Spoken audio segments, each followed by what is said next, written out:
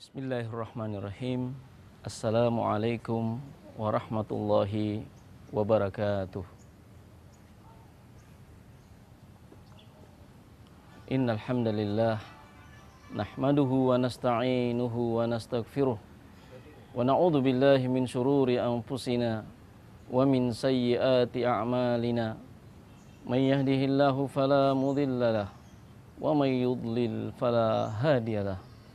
Wa asyhadu an la ilaha illallah wahdahu la syarikalah. Wa asyhadu anna Muhammadan abduhu wa rasuluh. Ballaghar risalah wa addal amanah wa nasahal ummah. Wa jahada fillahi haqqa jihadih hatta atahul yaqin.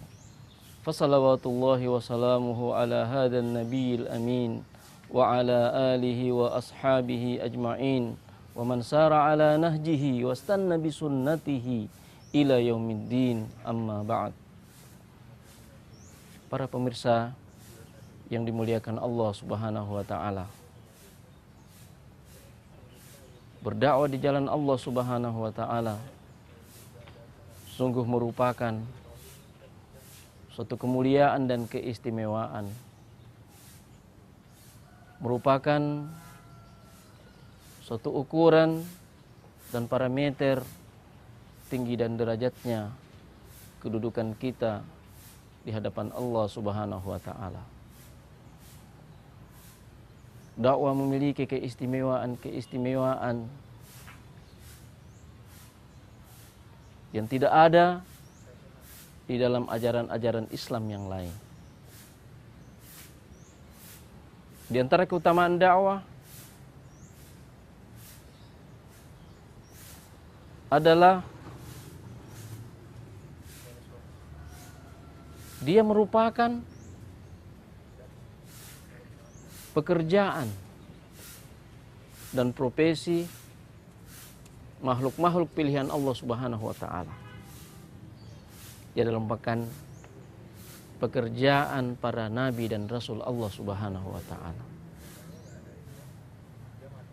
Dan mereka adalah manusia-manusia pilihan.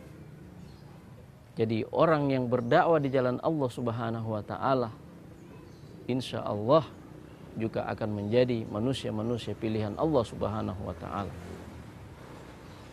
Di dalam Al-Qur'an Allah Subhanahu wa taala berfirman,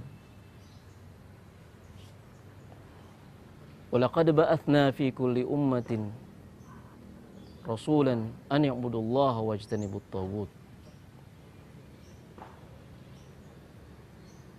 Kami telah mengutus pada setiap umat seorang rasul yang menyuruh kepada mereka untuk menyembah Allah Subhanahu wa taala dan meninggalkan tagut.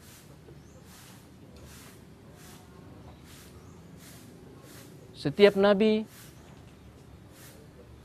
di dalam keseharian mereka akan selalu mengulang-ulangi ungkapan dan seruan, "Ya qaumi, a'budullah ma lakum min ilahin ghairu."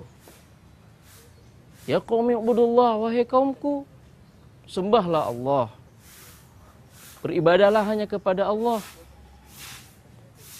Ma lakum min ilahin ghairu, karena kalian tidak punya Tuhan yang berhak untuk kalian sembah selain daripada Allah Subhanahu wa taala.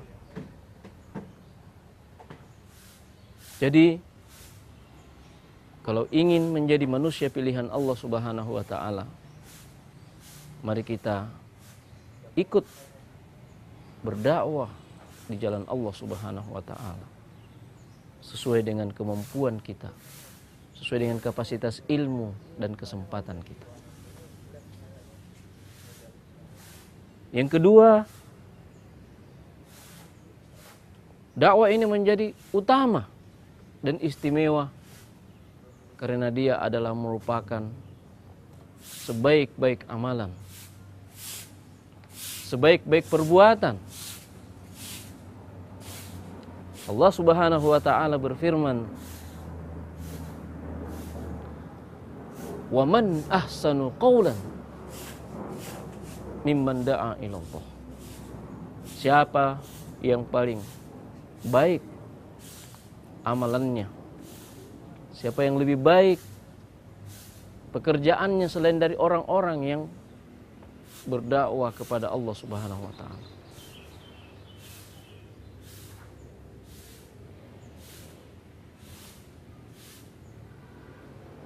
Yang ketiga, dakwah ini menjadi utama karena dakwah ini merupakan jalan keselamatan, sabilun najah, menyelamatkan manusia di dunia ini dan lebih-lebih di akhirat kelak. Yang keempat, dakwah adalah merupakan jalan menuju pada terbentuknya kembali umat yang terbaik, khairu ummah ukhrijat linnas. Jalan untuk kembali menghadirkan kejayaan Islam dan kaum muslimin. Izzul Islam wal muslimin. Inilah keistimewaan daripada dakwah itu. Dan kalau kita ingin sedikit melihat lebih detail dalam konteks seorang yang berdakwah atau apa yang kita sebut dengan da'i, ad-da'i ilallah, seorang juru dakwah, maka dari keutamaan dakwah itu dia akan banyak mendapatkan nikmat-nikmat dari Allah Subhanahu wa taala. Keutamaan dan kedudukan yang tinggi dari Allah Subhanahu wa taala. Yang pertama, dia akan menjadi manusia pilihan Allah Subhanahu wa taala.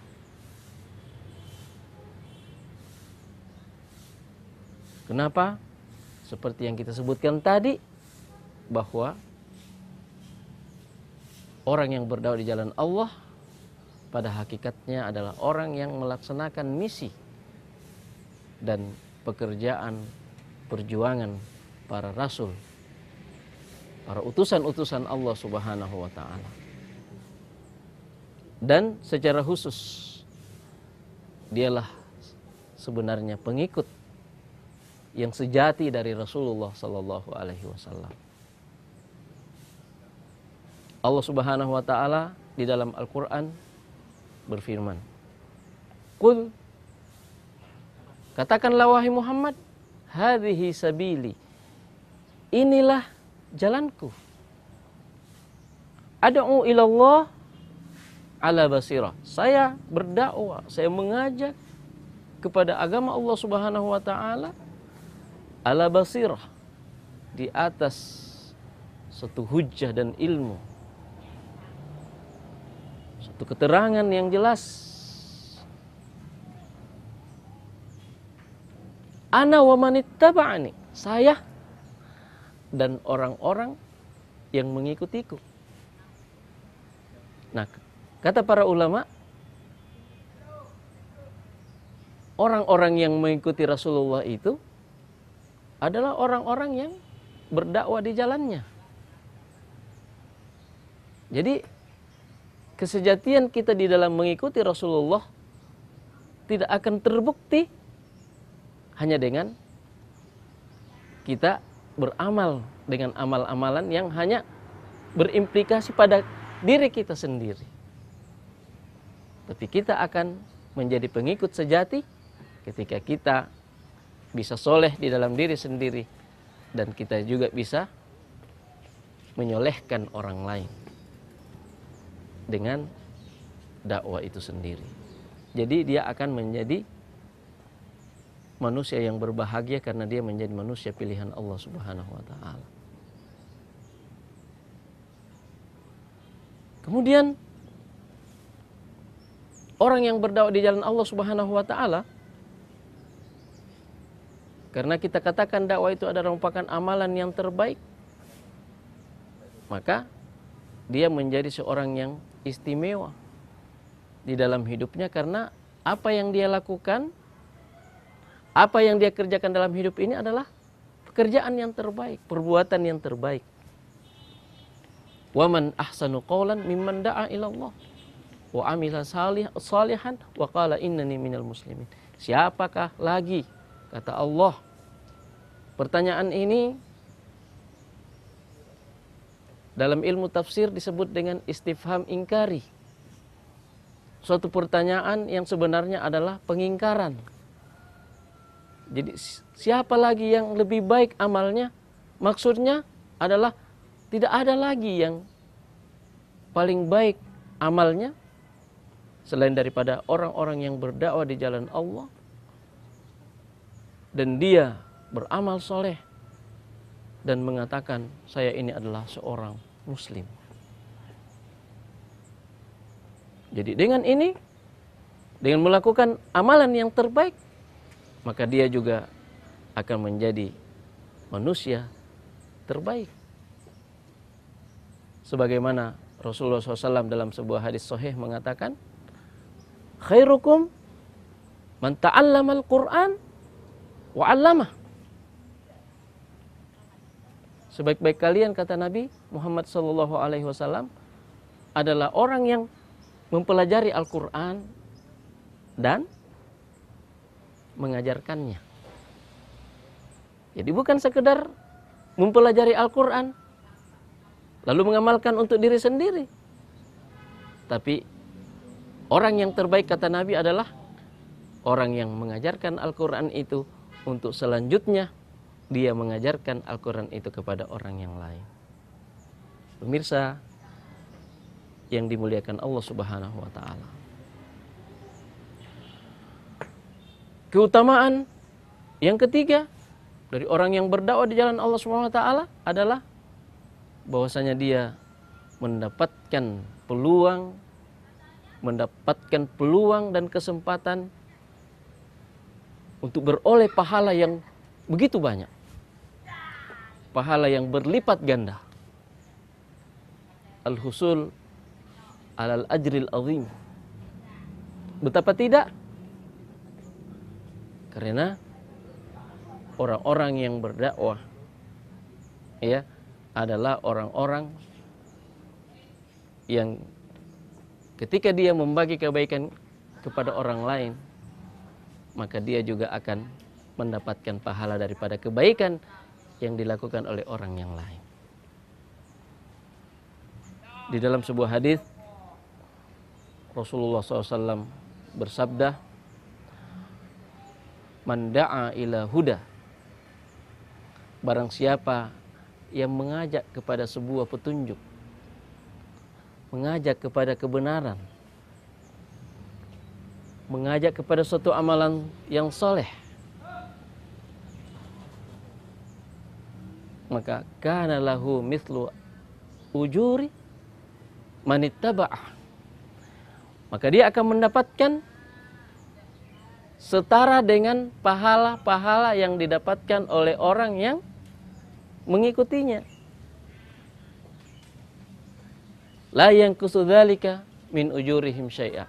Itu tidak mengurangi sedikit pun dari pahala yang didapatkan oleh orang yang mengikutinya.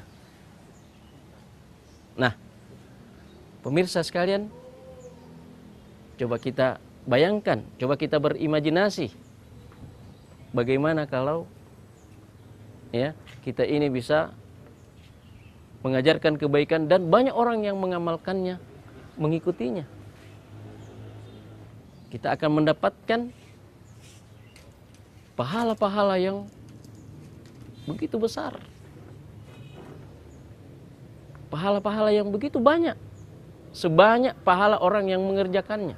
Bagaimana kalau kita punya 10 pengikut, 10 orang yang mendapatkan hidayah lewat usaha dakwah kita. Yang 10 ini masing-masing juga mengajak orang lain. 10 orang masing-masing. Kita sudah punya 10 kali 10, ya, berarti 100. Satu kali kebaikan kali 10 pahala kita sudah punya 1000. Dan Allah akan melipat gandakannya kepada siapa yang Allah kehendaki. Jadi pahala kita ini akan terus mengalir. Bahkan ketika kita sedang duduk di rumah kita, bercengkrama, kita duduk santai-santai. Tapi pada saat yang sama kita panen pahala. Pahala mengalir ke rumah kita. Karena ada orang-orang di luar sana yang pernah lewat jasa dakwah kita. Mereka melakukan kebaikan-kebaikan yang banyak. Dan kita mendapatkan setiap dari perbuatan mereka juga pahala yang sama dengan orang yang mengerjakannya tanpa mengurangi pahala mereka sedikit pun. Masya Allah, luar biasa. Ya, kalau kita menjadi satu sebab dari hidayah yang Allah turunkan kepada orang yang Dia kehendaki, dia akan menjadi terus amal yang mengalir, amal jariah walaupun kita sudah meninggal dunia. Tapi kiriman-kiriman pahala itu akan terus kita dapatkan. Pemirsa yang berbahagia,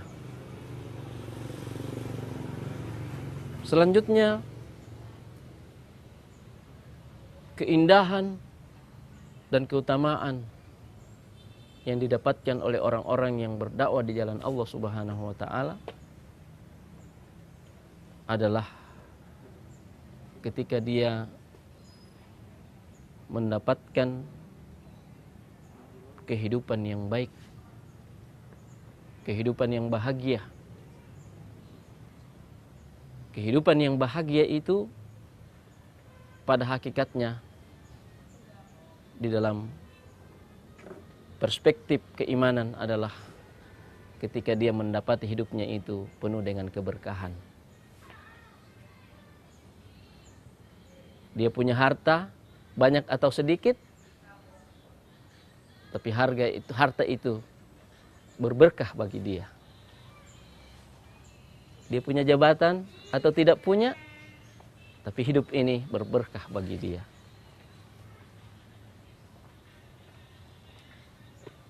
Ini didapatkan oleh orang-orang yang berdakwah.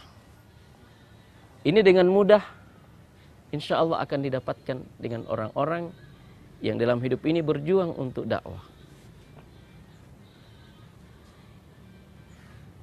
Dan berkah itu sendiri adalah bagaimana dalam hidup ini kita selalu merasa berada di dalam satu kondisi yang baik.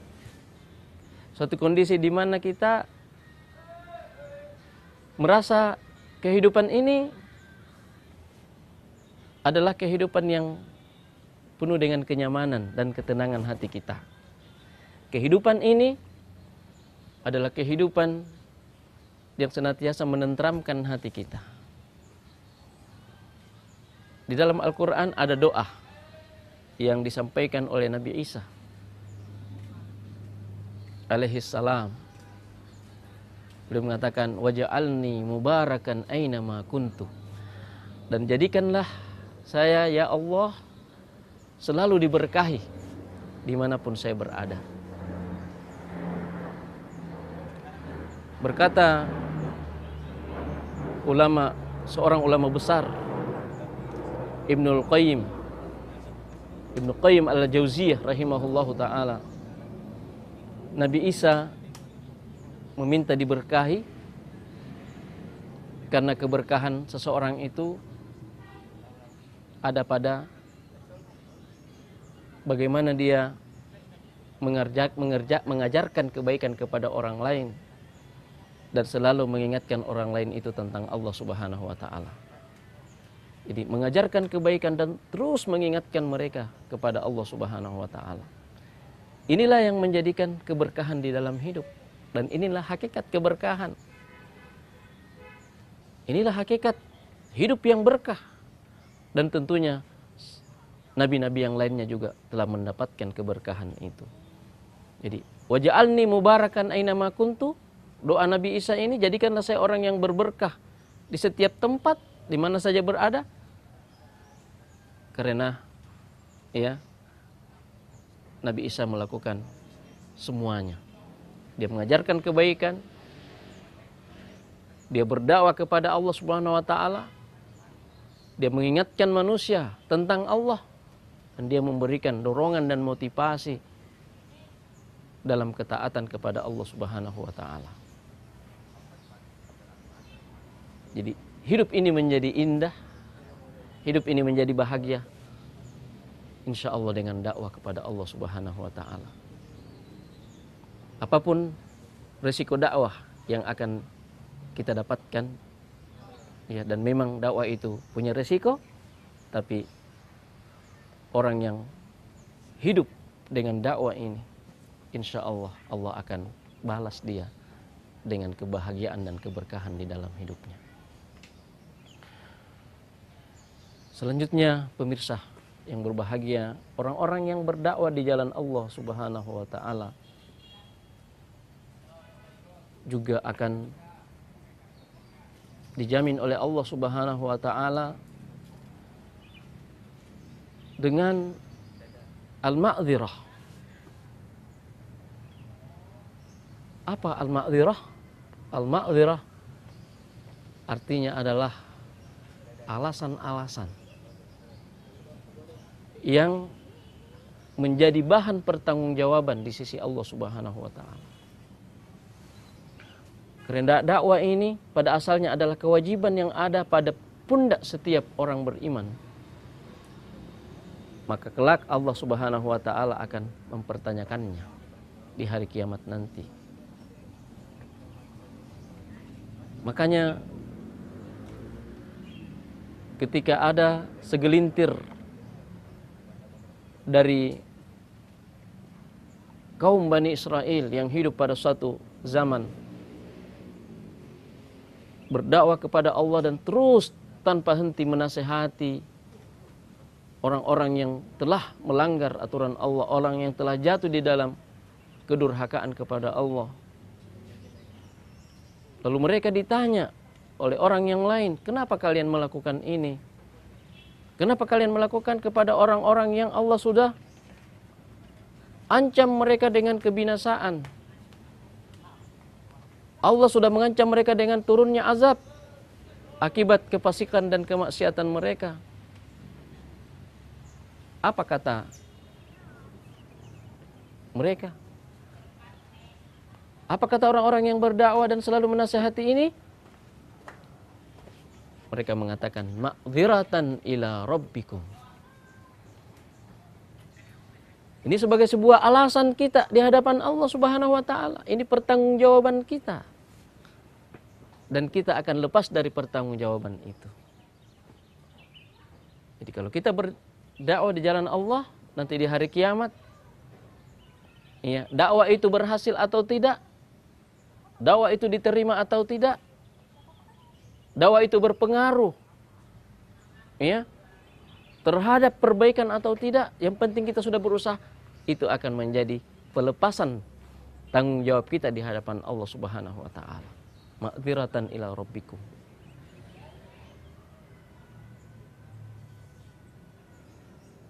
Kemudian yang lain yang kita bisa sebutkan daripada keutamaan dan keistimewaan orang-orang yang berdakwah di jalan Allah Subhanahu wa taala, bahwasanya mereka adalah orang-orang yang di dalam hidup ini akan senantiasa melalui kehidupan ini dengan semangat dan optimisme. Orang-orang yang menekuni dakwah, menggeluti dakwah adalah orang-orang yang Allah karuniakan kepada mereka semangat hidup yang tinggi serta optimisme, ya, pengharapan yang begitu tinggi untuk bagaimana selalu, ya, menjadikan kehidupan ini lebih baik, lebih bermanfaat. Makanya di antara alasan juga dari orang-orang yang senantiasa menggeluti dakwah ini, meskipun mereka sedikit, meskipun mereka akan berhadapan dengan suatu kondisi yang tidak mendukung mereka, selain yang saya sebutkan tadi, ma'dziratan ila rabbikum, juga wala'allahum yattaqun. Ya, semoga mereka dengan dakwah ini mereka menjadi orang-orang yang bertakwa. Ini optimisme.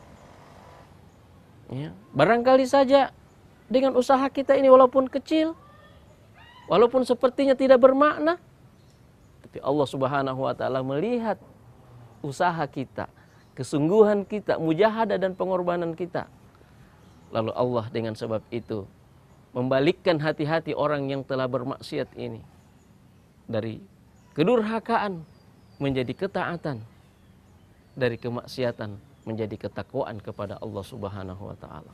Subhanallah, dakwah ya akan menjadikan seorang selalu diliputi dengan optimisme dan jauh dari sifat pesimisme, apalagi sifat fatalis, sifat yang selalu putus asa dan selalu melihat kehidupan ini dengan keputusasaan, seolah-olah kerusakan yang ada ini sudah tidak bisa lagi sama sekali diperbaiki dan dirubah.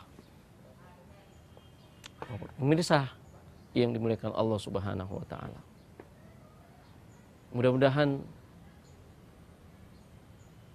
apa yang telah kita sebutkan ini, dan tentunya masih akan kita sebutkan lagi keutamaan-keutamaan ini, mudah-mudahan menjadi motivasi bagi kita, menjadi cambuk bagi kita untuk kita tidak tinggal diam, untuk kita tidak menyiapkan kesempatan emas ini menjadi orang-orang yang berdakwah di jalan Allah Subhanahu wa taala.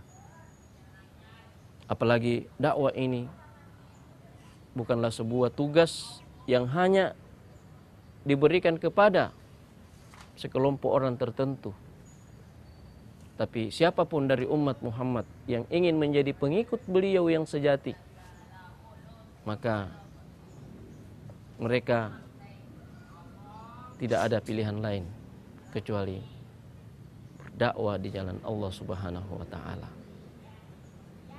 Pemirsa yang dimuliakan Allah Subhanahu wa taala, masih tersisa beberapa hal lagi yang menjadi keutamaan, yang jadi keistimewaan orang-orang yang berdakwah di jalan Allah Subhanahu wa taala.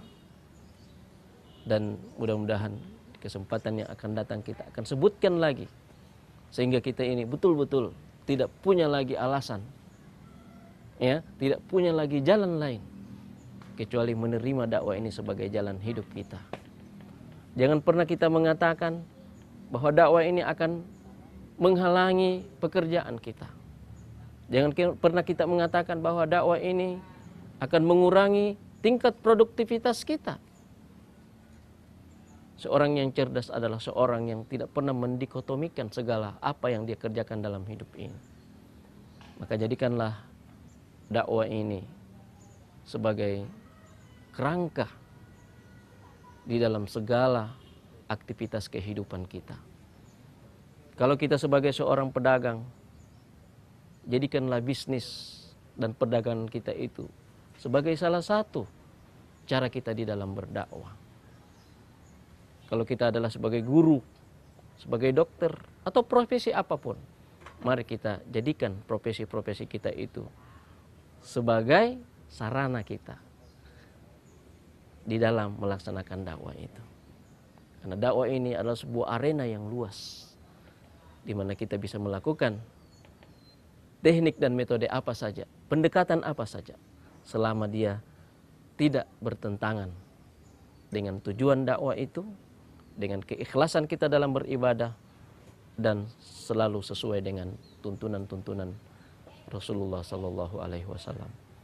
Semoga bermanfaat apa yang kita sampaikan pada kesempatan ini, dan mudah-mudahan Allah Subhanahu Wa Taala mengaruniakan kepada kita kenikmatan berdakwah di dalam hidup kita, dan menjadikan kita sebagai orang-orang yang memilih jalan yang terbaik, jalan yang telah ditempuh oleh para rasul dan para nabi.